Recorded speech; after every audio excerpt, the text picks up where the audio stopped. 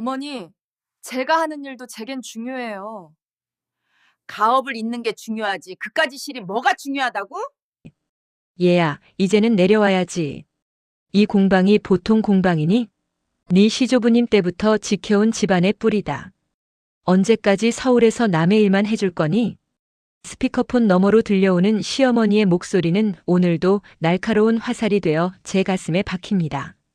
저는 지금 서울 한복판 테헤란로의 화려한 빌딩 숲에서 잘나가는 스타트업 마케팅 팀장으로 살고 있습니다. 밤낮 없이 코피 쏟아가며 쌓아온 내 이름 석자, 그리고 내 커리어. 하지만 시어머니에게 제 직업은 그저 남의 일일 뿐이었죠. 당신의 눈에는 3대째 내려온 낡은 한과 공방을 이어받는 것만이 가문의 영광이자 제 유일한 숙명처럼 보였나 봅니다. 전통이라는 이름의 거대한 무게가 제 어깨를 짓누르던 그날, 저는 결국 결심했습니다.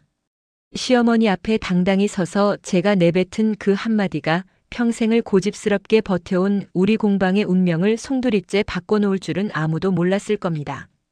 과연 저는 무엇을 선택했을까요? 평생 일궈온 제 커리어를 단칼에 버린 걸까요? 아니면 시어머니의 기대를 무참히 저버린 걸까요? 그 반전의 이야기를 지금 시작합니다. 시작하기 전에 구독과 좋아요 부탁드립니다. 여러분의 응원이 큰 힘이 됩니다. 자, 그럼 제 이야기 재미있게 들어주세요. 밤 11시 사무실 창밖으로 보이는 서울의 야경은 마치 별을 뿌려놓은 듯 화려하지만 제 책상 위는 전쟁터나 다름없습니다. 이번에 저희 팀이 야심차게 준비한 스타트업 마케팅 프로젝트의 런칭이 코앞이었거든요. 커피 몇 잔으로 잠을 쫓으며 데이터 수치를 분석하고 광고 카피의 조사 하나하나를 다듬는 순간마다 저는 제가 살아있음을 느낍니다. 팀장님, 이번 캠페인 반응이 벌써부터 예사롭지 않아요. 실시간 유입량이 폭발하고 있습니다. 팀원들의 들뜬 외침에 저는 그제야 굳어있던 어깨를 펴고 옅은 미소를 지어 보였습니다. 무에서 유를 창조하는 일, 내 전략 하나에 시장이 움직이고 사람들이 반응하는 이 짜릿함. 이것이 바로 제가 지난 10년간 가족 행사도 제쳐두고 달려온 이유였습니다. 이곳은 단순한 직장이 아니라 제 자부심의 근간이었고 제 존재를 증명하는 유일한 성체였죠. 하지만 이런 성취감을 맛볼 때마다 마음 한구석에는 늘 무거운 돌덩이 하나가 들어앉아 있었습니다. 바로 시골에서 걸려올 전화 한 통 때문이었죠. 반면 시어머니가 계신 경상도 어느 자락의 소담 한과 공방은 서울의 속도와는 전혀 다른 시간이 흐릅니다. 새벽 안개가 자욱하게 깔린 산자락 아래 고소한 조청 냄새와 달큰한 쌀 튀밥 냄새가 섞여나기 시작하면 공방의 하루가 열립니다. 3대째 무려 80년이 넘는 세월 동안 대대로 내려오는 비법으로 한과를 만드는 곳. 한때는 지역에서 모르는 사람이 없을 정도로 명성이 자자했던 곳입니다. 하지만 마케터인 제 눈에 비친 공방의 현실은 처참하기 그지없었습니다.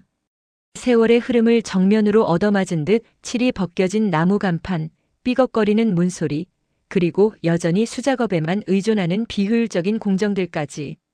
명절 때나 찾아오는 몇몇 단골 손님 덕에 겨우 명맥만 유지하고 있을 뿐 변화하는 세상과는 담을 쌓은 채 점점 잊혀가는 유적지 같았죠. 시어머니는 그 낡은 공간을 지키는 것이 지조라고 믿으셨지만 제가 보기엔 침몰해가는 배를 붙잡고 있는 위태로운 선장처럼 보였습니다. 그래, 이번 주말에도 못 내려온다는 거냐? 퇴근길 지하철 지친 몸을 기댄 제 귓가에 다시 시어머니의 목소리가 들려옵니다.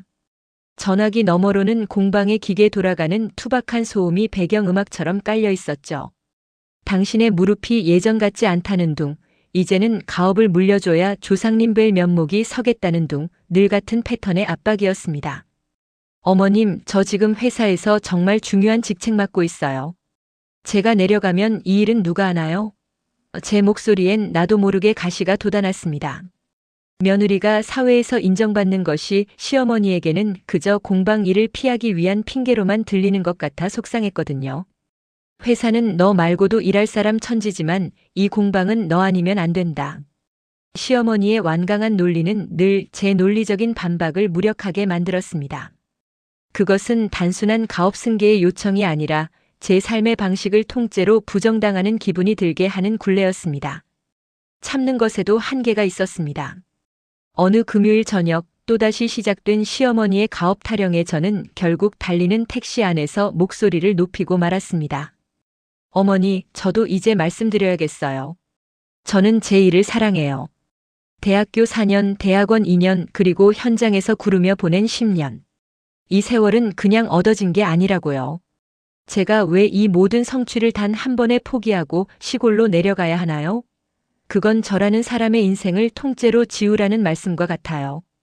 제 단호한 선언에 수학이 너머는 무거울 정도로 고요해졌습니다. 항상 네 하며 웃어넘기던 며느리의 입에서 나온 서슬퍼런 진심에 어머니도 당황하신 기색이 역력했죠. 인생을 지우다니. 그게 무슨 섭섭한 소리냐? 나는 그저 우리 집안의 긍지를. 그 긍지라는 게 제 행복보다 중요한가요? 제 물음은 화살이 되어 어머니의 가슴에 꽂혔을 겁니다. 10년 넘게 쌓아온 고부간의 평화에 커다란 균열이 생기는 소리가 들리는 듯 했습니다. 그날 밤 저는 차가운 서울 야경을 보며 울컥하는 마음을 다스려야 했습니다. 제가 틀린 말을 한 건 아니지만 마음 한구석이 아릿한 건 어쩔 수 없더군요. 며칠 뒤 시어머니는 화를 내는 대신 뜻밖의 긴 장문의 문자 메시지를 보내오셨습니다. 평소 스마트폰 타자가 서툴러 오타가 가득한 그 글 속에는 당신이 이 공방을 지키기 위해 바쳤던 처절한 청춘의 기록이 담겨 있었습니다. 얘야, 내 시아버지가 일찍 세상을 뜨고 나 혼자 남았을 때 나를 살게 한 건 이솥단지에서 나는 조청 냄새였다. 전쟁통에 피난 가면서도 쌀 튀밥 자루를 놓지 않았던 네 시조부님의 손등은 거북이 등껍질보다 더 딱딱했지.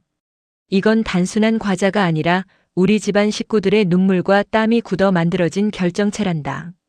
어머니의 글은 절절했습니다. 당신에게 공방은 단순한 일터가 아니라 남편의 유산이자 조상들의 너키였던 것이죠. 하지만 그 절절함이 저에게는 오히려 더 날카로운 창이 되어 돌아왔습니다. 내 희생이 이만큼 컸으니 너도 이제는 희생할 차례다라는 무언의 압박으로 읽혔기 때문입니다. 전통이라는 이름 아래 개인의 삶은 뒷전이 되어야 한다는 그 구시대적인 가치관 앞에 저는 숨이 막히는 기분을 느꼈습니다. 식탁 위에 놓인 커피가 다 식어갈 때까지 저와 남편 사이에는 무거운 침묵만이 감돌았습니다. 당신 어머니 오늘 또 연락하셨어. 이번엔 문자까지 길게 보내셨더라. 제 말에 남편은 죄인처럼 고개를 떨구었습니다. 남편도 사실 가업을 잇는 것이 싫어 서울로 도망치듯 취업한 사람이었기에 저에게 미안한 마음이 클 수밖에 없었죠. 나도 알아. 당신이 서울에서 얼마나 인정받고 있는지, 그 자리가 당신한테 어떤 의미인지. 나까지 당신을 압박하고 싶진 않아. 남편의 목소리가 떨렸습니다. 하지만 여보, 어머니 연세가 이제 80이 다 돼가시잖아. 요즘 부쩍 기력이 없으신 모습을 보니까 나도 마음이 너무 안 좋아. 우리가 아니면 저 공방은 정말 문을 닫아야 할 텐데. 남편의 어설픈 중재는 제 가슴을 더 답답하게 만들었습니다. 저를 지지해 주면서도 결국 효도라는 명분 앞에 저를 세워두려는 남편의 태도. 결국 나보고 희생하라는 거야? 제 날카로운 질문에 남편은 대답하지 못했습니다. 우리는 같은 공간에 있었지만 서로 다른 평행선을 달리는 기분이었습니다.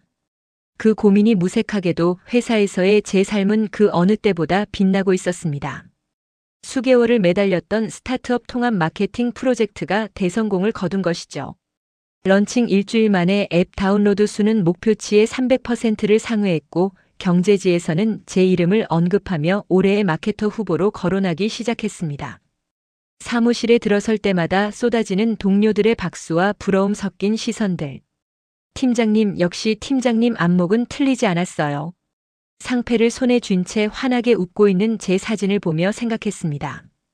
이게 진짜 나야. 여기서 이렇게 인정받고 박수받는 게 내가 꿈꾸던 삶이야.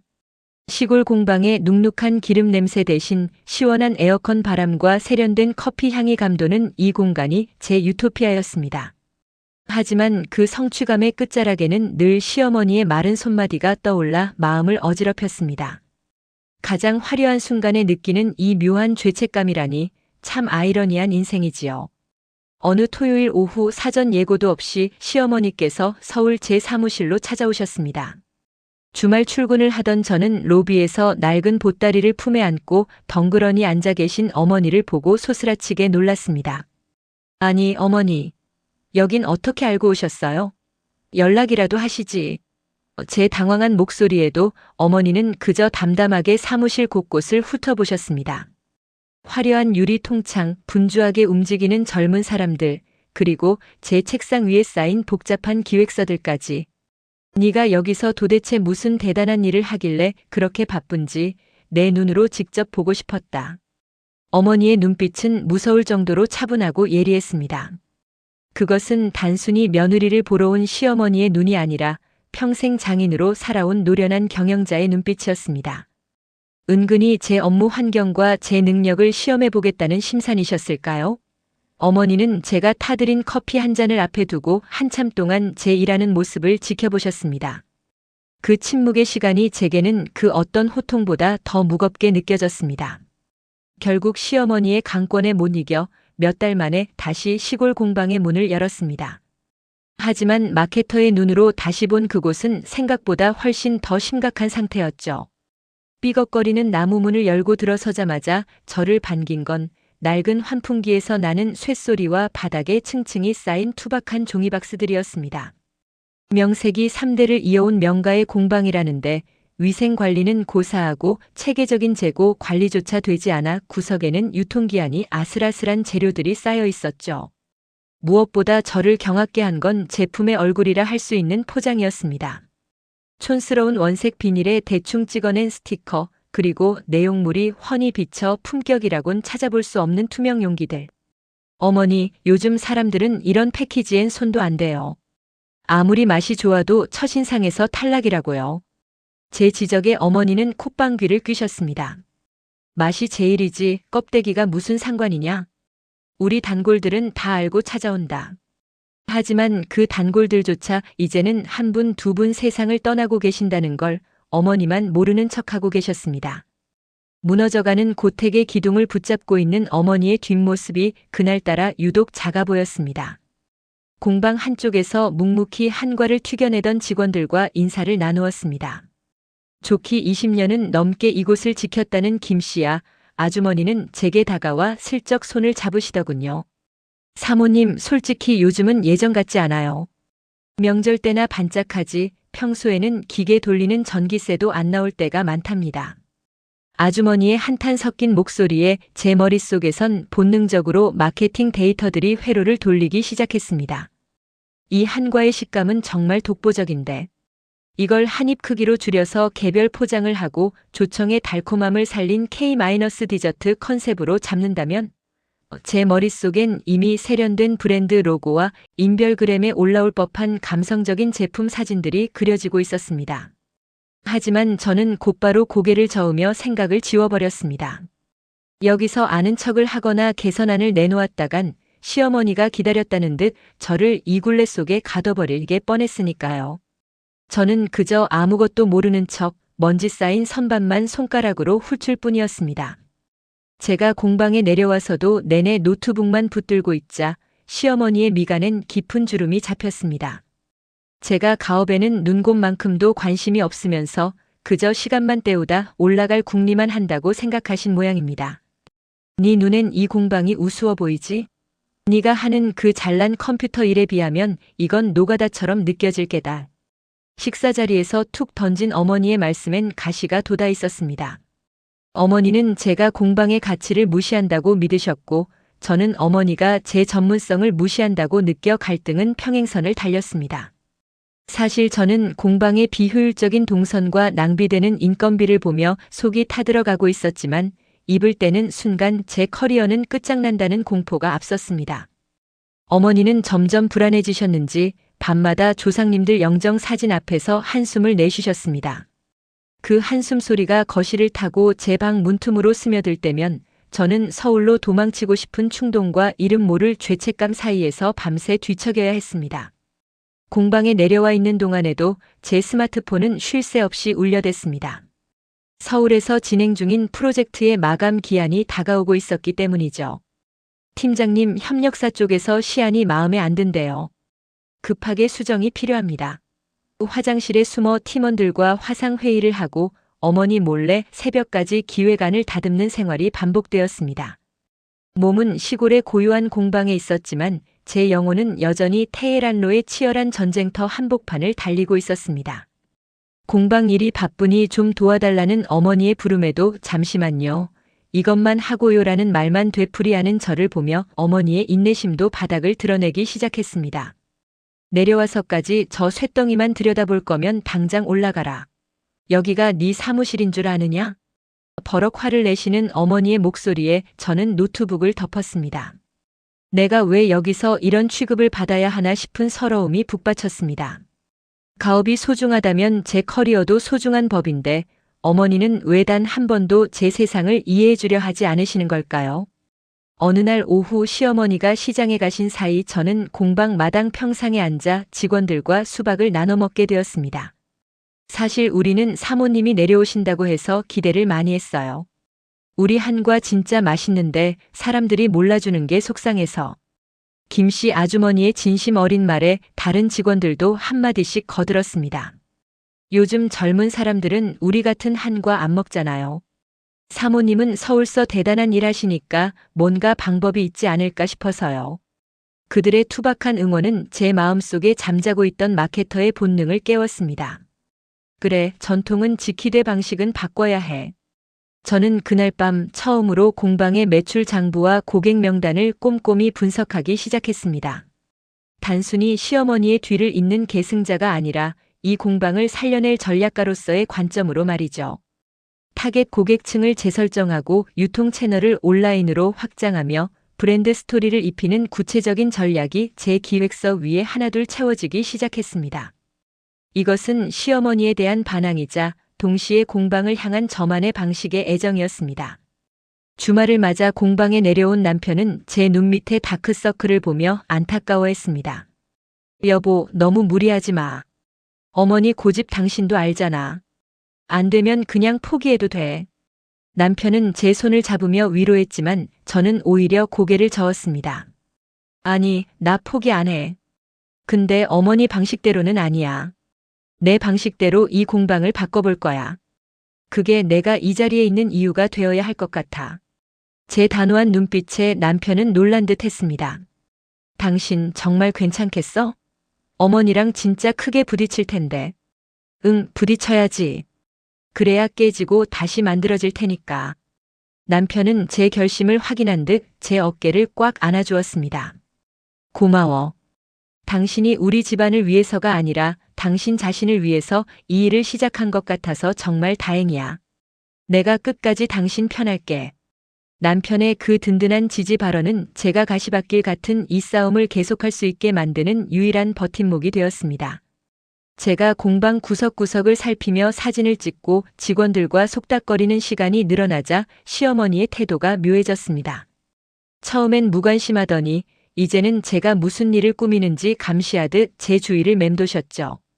특히 직원들이 저를 팀장님이라 부르며 제 의견을 묻는 모습을 보실 때면 시어머니의 눈빛엔 묘한 질투와 불안감이 서렸습니다.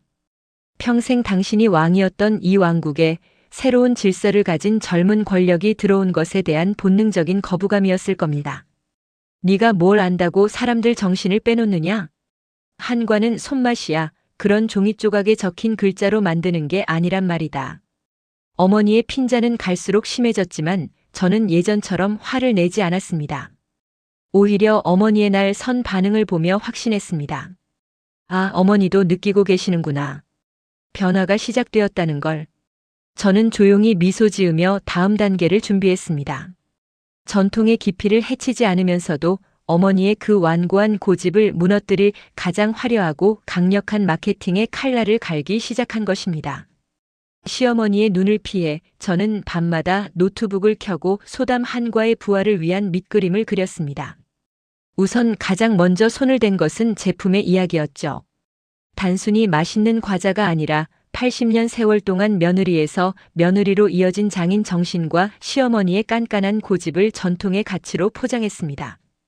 저는 서울에서 알게 된 실력 있는 디자이너 후배에게 연락해 세련되면서도 한국적인 미가 살아있는 로고와 패키지 시안을 부탁했습니다. 그 다음은 유통 채널이었습니다. 동네 단골들만 상대하던 낡은 방식에서 벗어나 젊은 층이 많이 사용하는 SNS와 유명 온라인 편집숍 입점을 목표로 잡았죠. 어머니 몰래 샘플을 예쁘게 세팅해 사진을 찍고 한 입에 품격이라는 슬로건을 붙여 작은 체험단을 모집했습니다. 반응은 제 예상보다 훨씬 뜨거웠습니다. 이렇게 예쁜 한과는 처음이다. 조청의 깊은 맛이 편의점 과자와는 차원이 다르다는 후기들이 쏟아지기 시작했죠. 저는 이 결과를 보여드릴 결전의 날을 기다리며 조용히 힘을 비축했습니다. 공방 직원들 사이에서도 서서히 변화의 기류가 흐르기 시작했습니다. 제가 제안한 대로 작업대를 정리하고 동선을 효율적으로 바꾸자 이전보다 작업 속도가 훨씬 빨라졌거든요. 무엇보다 제가 가져온 세련된 포장지에 자신들이 만든 한과가 담기는 것을 보며 직원들의 눈빛이 달라졌습니다. 사모님, 우리 한과가 이렇게 고급스러워 보일 줄은 몰랐네요. 진짜 명품 같아요. 김씨 아주머니는 연신 감탄하며 스마트폰으로 사진을 찍어 지인들에게 자랑하느라 바빴습니다. 저는 직원들에게 단순한 노동자가 아니라 브랜드의 주역이라는 자부심을 심어주려 노력했습니다. 여러분, 여러분의 손끝에서 나오는 이 맛은 세상 어디에도 없어요. 저는 그 가치에 걸맞은 대접을 받게 해드리고 싶은 뿐입니다. 제 진심 어린 말에 직원들은 시어머니의 눈치를 보면서도 저를 전폭적으로 지지해주기 시작했습니다. 공방 안의 공기는 더 이상 무겁고 눅눅하지 않았습니다. 무언가 새로운 일이 벌어질 것 같은 생동감과 희망이 가득 차오르기 시작했죠. 공방에 택배 박스가 쌓이고 모르는 번호로 주문 전화가 빗발치기 시작하자 시어머니도 더는 모른 척하실 수 없었습니다. 이게 다 뭐냐? 왜 이렇게 정신사납게 전화가 울려대? 어머니는 퉁명스럽게 물으셨지만 주문 장부에 빼곡히 적힌 이름들과 발송 대기 중인 박스들을 보며 당혹감을 감추지 못하셨습니다. 특히 서울의 유명 백화점 MD가 직접 공방을 찾아와 입점을 제안했을 때 어머니의 표정은 그야말로 가관이었죠. 어머니, 이게 제가 하는 마케팅이라는 거예요. 어머니가 지켜오신 이 맛을 더 많은 사람에게 제대로 된 가격으로 파는 일이죠. 제 설명에 어머니는 여전히 장사는 운이 좋아야 하는 거다라며 고집을 피우셨지만 입가에 번지는 미세한 경련을 저는 놓치지 않았습니다. 당신이 평생 일궈온 가업이 세상에서 인정받고 있다는 사실이 내심 기쁘셨던 모양입니다. 비록 며느리인 저에게 직접 잘했다는 말씀은 안 하셨지만 그날 저녁 제 밥그릇 위에 슬쩍 올려주신 조기 한 마리가 어머니의 방식대로 건네는 첫 인정이었음을 저는 알 수 있었습니다. 저는 드디어 정식으로 작성한 소담 한과 브랜딩 개선안을 시어머니 앞에 내놓았습니다.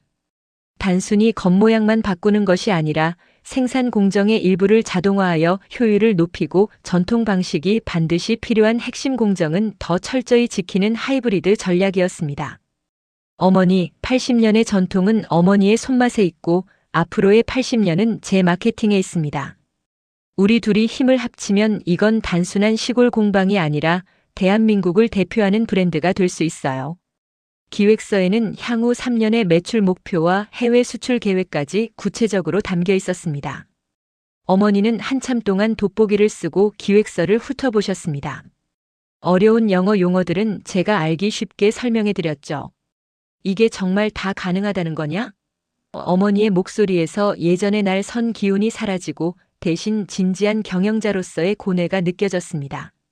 저는 확신에 찬 목소리로 대답했습니다. 네, 어머니. 제가 서울에서 10년 동안 배운 게 바로 이겁니다. 어머니는 맘만 책임져 주세요. 나머지는 제가 다 하겠습니다. 공방 마당에 모든 직원이 모인 가운데 소담 한과의 미래를 결정할 첫 전략 회의가 열렸습니다. 시어머니는 상석에 앉아 계셨고 저는 화이트보드 대신 커다란 전지에 그린 로드맵을 설명했습니다. 처음에는 반신반의하던 직원들도 제가 보여준 온라인 몰의 매출 추이와 고객들의 극찬 댓글을 직접 확인하자 목소리에 힘이 실렸습니다. 우리도 이제 진짜 기업처럼 돌아가는 것 같네요. 직원들의 환호성에 공방 분위기는 최고조에 달했습니다. 가장 놀라운 건 시어머니의 반응이었습니다. 그래, 내가 너무 고집만 부렸던 것 같구나.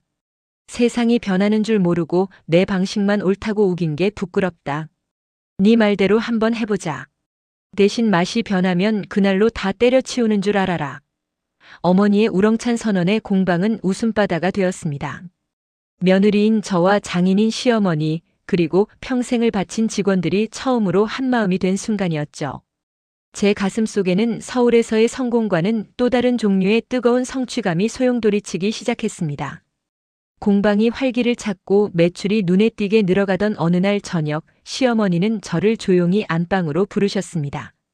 어머니의 얼굴에는 기쁨보다는 깊은 고뇌의 그림자가 드리워져 있었죠. 얘야, 네 실력은 이제 충분히 알았다. 이 늙은이 고집보다 네 머리가 훨씬 낫다는 것도 인정하마. 그런데 이제 결정을 내려야 하지 않겠니? 어머니의 목소리는 낮고 엄중했습니다. 서울의 네 자리로 돌아가 다시 화려한 팀장으로 살 건지, 아니면 정말 이 흙먼지 날리는 시골에서 이 어미와 함께 소담 한과를 책임질 건지 말이다. 어머니는 제가 두세 개를 오가며 몸을 혹사하는 것을 더는 지켜보기 힘드셨던 모양입니다. 어설프게 양다리 걸치지 마라. 가업을 잇는다는 건 네 인생을 통째로 이곳에 심는 거다. 네가 다시 서울로 돌아간다면 나는 이 공방을 미련 없이 정리할 생각이다. 어머니의 최후 통첩은 예상치 못한 순간에 날아온 돌직구였습니다. 단순히 일을 도와주는 차원을 넘어 제 정체성을 완전히 결정하라는 요구였죠. 저는 한참 동안 대답하지 못한 채 무릎 위에 놓인 제 손만 내려다보았습니다. 안방을 나온 제 마음은 걷잡을 수 없이 흔들렸습니다. 서울의 제 사무실, 그 창밖으로 보이던 화려한 야경과 나를 선망의 눈으로 바라보던 후배들의 눈빛이 눈앞에 아른거렸습니다. 내가 왜 이 고생을 하고 있지? 그냥 서울로 돌아가면 다시 그 화려한 삶을 살 수 있는데. 라는 생각이 머릿속을 헤집어 놓았죠. 하지만 동시에 제가 직접 바꾼 포장지에 담긴 한과를 보며 환하게 웃던 공방 직원들과 며느리의 기획안을 돋보기를 쓰고 공부하시던 시어머니의 모습도 지워지지 않았습니다. 서울에서의 성공은 저 혼자만의 승리였지만 이곳에서의 성공은 수십 명의 삶과 수십 년의 역사를 지켜내는 일이었습니다. 그 무게감의 차이가 저를 괴롭혔습니다. 커리어를 포기한다는 것은 제 삶의 엔진을 끄는 것만 같았고, 가업을 포기한다는 것은 소중한 누군가의 심장을 멈추게 하는 것 같았죠. 며칠 동안 밥도 제대로 넘어가지 않았습니다.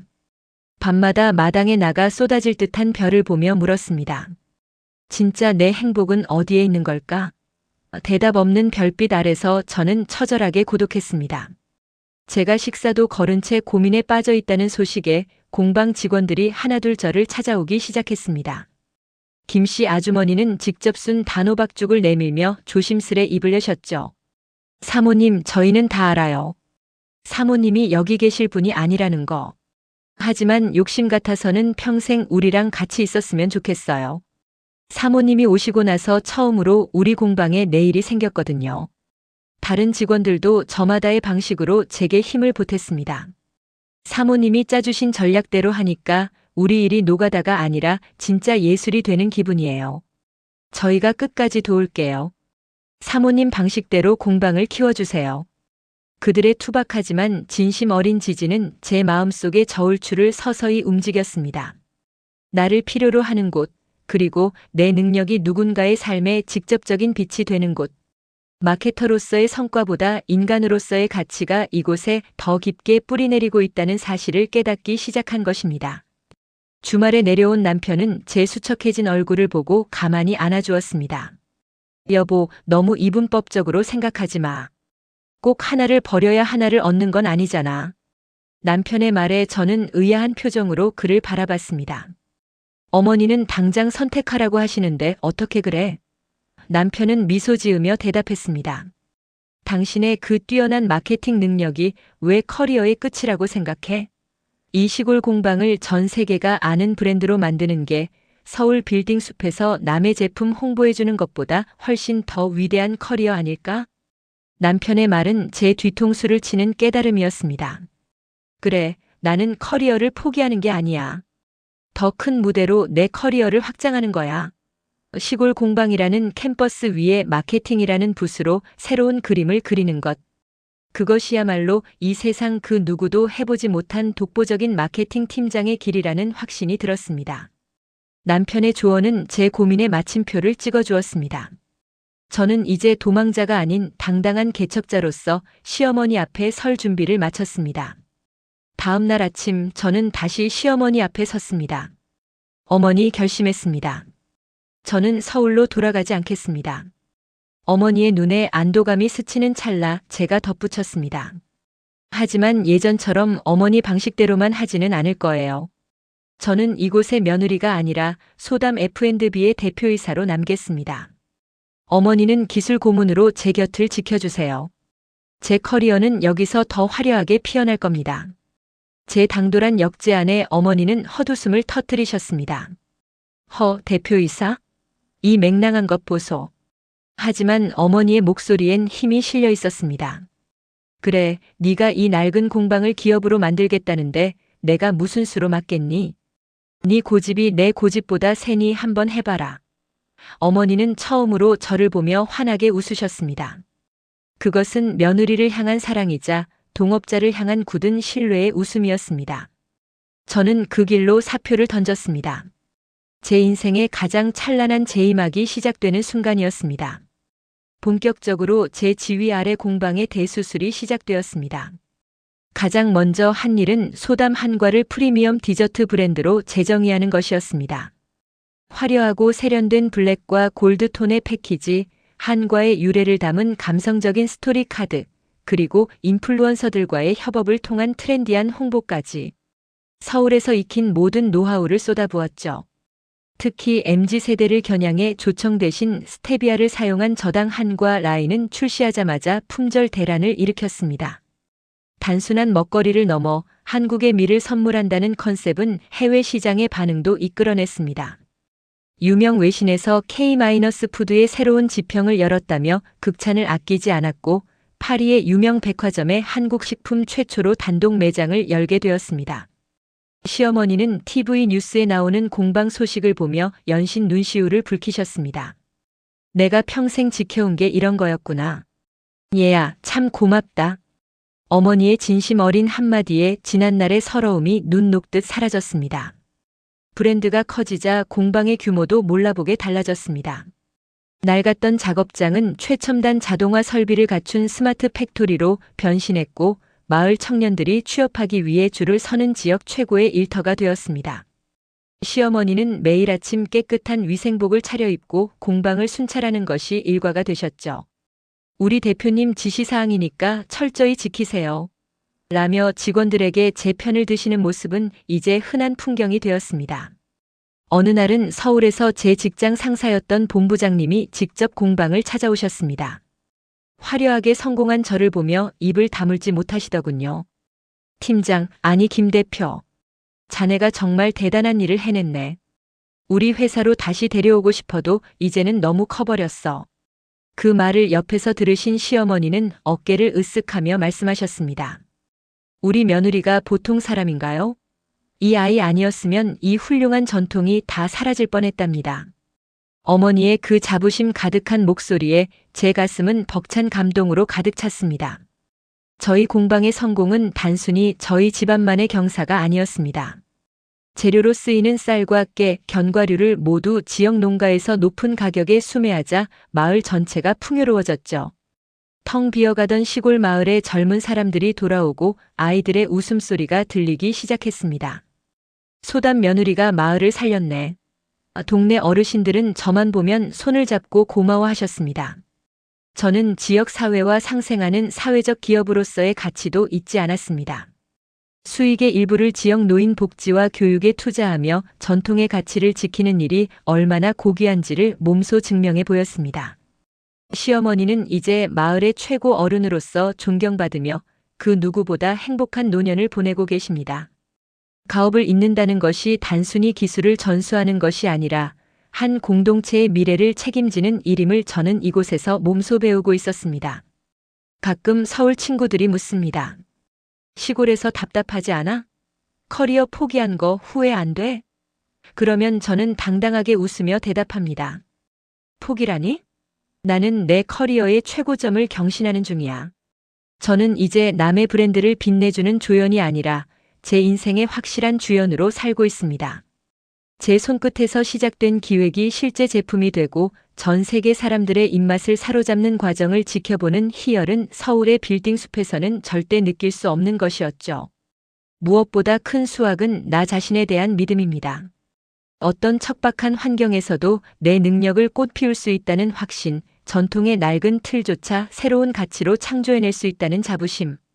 그것이 바로 제가 겪은 갈등과 인고의 시간이 준 가장 큰 선물입니다.